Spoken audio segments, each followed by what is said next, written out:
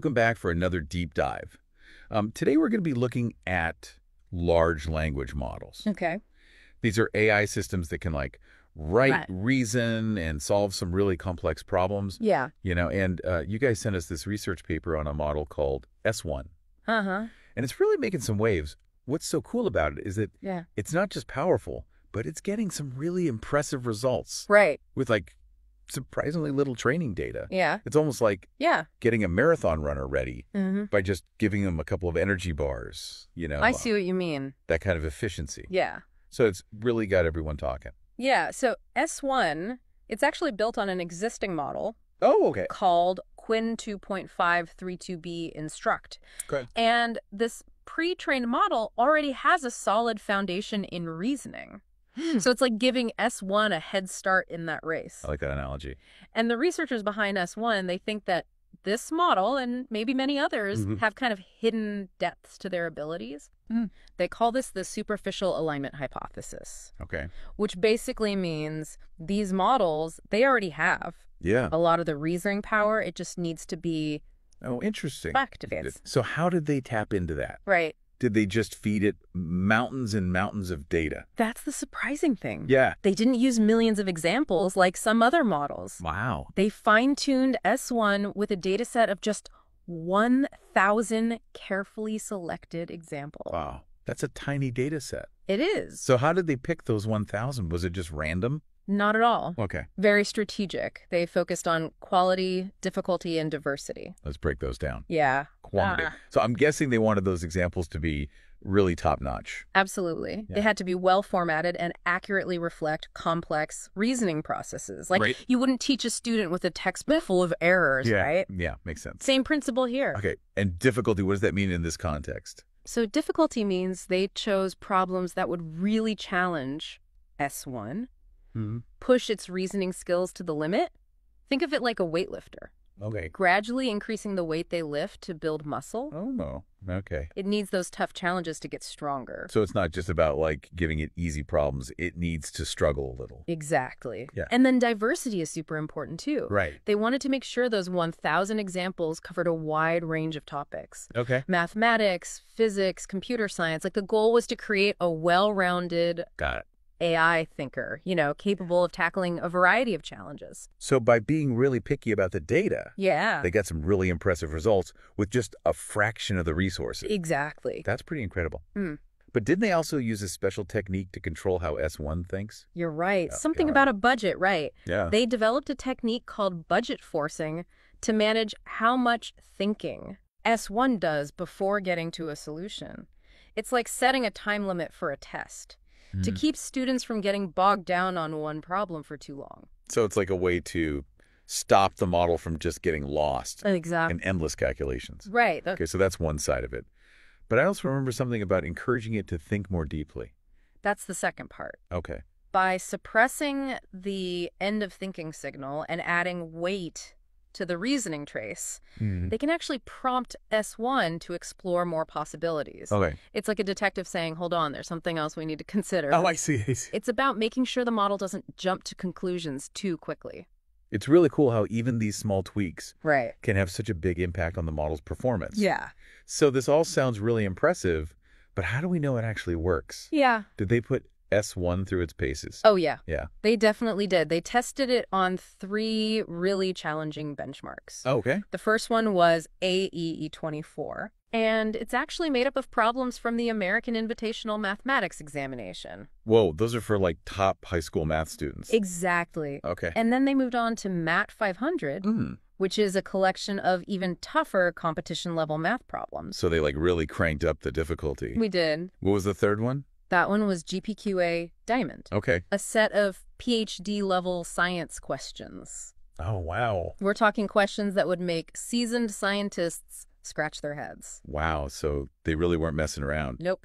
Okay. So how did S1 do against these intellectual titans? Right. Did it manage to hold its own? This is where it gets really exciting. Yeah. S1 not only held its own, it actually outperformed OpenAI's O1 preview model on these benchmarks. Wow. And remember, this is a closed source model that was considered a leader in the field. That's a big win. Yeah. For a model trained on such a small data set. It Yeah. really makes you think about that assumption Yeah. that you need tons of data to get high-level reasoning in AI. Right. It really challenges that. Yeah. And it kind of opens a whole world of possibilities. Yeah. Imagine researchers in developing countries, small startups, even individual developers, being able to create really powerful AI systems Right. without needing all those giant data sets and supercomputers. Yeah, it's like leveling the playing field. Exactly. It's not just for the big players anymore. It's not. And, it also ties into another important thing about S1. Okay.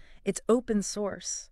So Right. anyone can access the code, the data, everything. Mhm. They can see how it works. They can build on it. They can even contribute Oh, that's great. to its development. So it's not all locked away Right. in some Yeah. big tech company's lab. It's Exa- more collaborative. It is a more open approach. Yeah, and that's going to be good for the whole field, right? Absolutely. Yeah. It really creates this community-driven approach to AI research Uh-huh. where everyone can contribute and benefit from the knowledge. And this type of open collaboration can accelerate progress Yeah. in ways that we might not even imagine yet. It's like the early days of the internet, Right. where you had all this innovation Yep. because it was so open and collaborative. Exactly. Yeah, I see that. And, this open source thing also helps address some of those concerns that people have about AI, Yeah, like bias, right. lack of transparency. Of course. When everything's out in the open, it's easier to spot those problems and address them. Yeah, it's like peer review for AI, Yeah. where the whole community can check it and improve it. That's a great way to put it. Yeah. So we've seen how S1 is challenging those old ideas about how much data you need Right. and promoting a more open way of doing AI. Yeah. But what about its core strength, Uh-huh. reasoning? Where could this lead us? That's what I'm really interested in. We touched on some possible uses, Mhm. but let's dive in a little deeper. Okay. Imagine S1 being used to speed up scientific discoveries. That's a promising area. Yeah. Scientists could use it to analyze huge data sets, Right. find those complex patterns, Mhm. even come up with hypotheses, Wow. all much faster than we could have imagined just a few years ago. Yeah. It's like having an AI research assistant Right. that can go through mountains of data Right. and point scientists in the right direction. Exactly. And Yeah. think about things like healthcare. Oh. S1 could help doctors make quicker and more accurate diagnoses, Mhm. personalized treatment plans, Right. even discover new drugs and therapies. It's like having an AI doctor right there with you, Right. giving you advice based on all the latest research. And then there's education. Oh, right. Students could have AI tutors that adapt to their learning styles, Mm. give them instant feedback, Wow. help them grasp tough concepts. It could totally change how we learn, It really could. make it more engaging and effective for everyone. Yeah, and these are just a few examples. The real potential of S1 and these efficient reasoning models is still unfolding, Yeah. but it's clear that they have the power to change a whole bunch of industries and parts of our lives.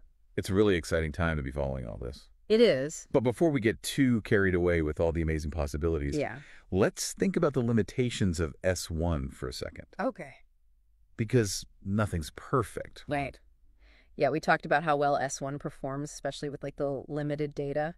But you're right, no technology is perfect. Mhm. What are we talking about here in terms of limitations? Well, one thing to remember is that S1 still uses things like budget forcing, Right. which we talked about earlier. Yeah. And it works well, Yeah. but it can kind of hit a ceiling as the model gets bigger. Oh, so it's like you're trying to put a growing tree Yeah. to a tiny little pot. You Exactly. need a bigger container or the tree won't grow. Right. Okay. Again, the researchers know this. And they're looking into other ways of doing things, especially things that use parallel processing. That makes sense. So if one AI can do all this, imagine what a bunch of them working together could do. Exactly. Like going from a single core processor to a multi-core. Right. Huge jump in power. Huge. Okay. And the paper actually talks about some really cool parallel scaling methods. Oh, okay. One of them is majority voting, Oh, where well. it generates a bunch of solutions and then picks the one that shows up the most. So it's like a democracy. Yeah. But for AI, Kind of. the answer with the most votes wins. Exactly. Yeah. And then another method is tree search with rebase. Right.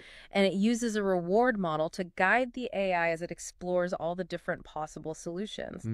Think of it like having a map that highlights the best paths to find treasure. Yeah.